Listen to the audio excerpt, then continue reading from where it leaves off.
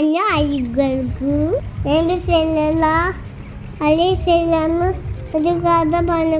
ഒരു ദിവസം ഒരാള് ഒരു വഴി കൂടെ നടന്നു പോവേണ്ടോ.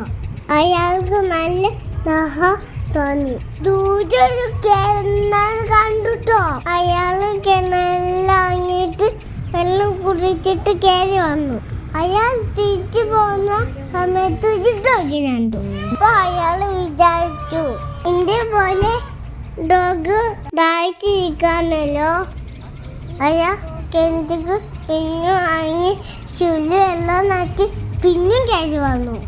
എന്നിട്ട് ആ വെള്ളം ഡോഗിന് കൊടുത്തു. അപ്പോ അല്ലാഹു അയാൾ പറഞ്ഞ തെറ്റുകളൊക്കെ ക്ഷമിച്ചു കൊടുത്തു.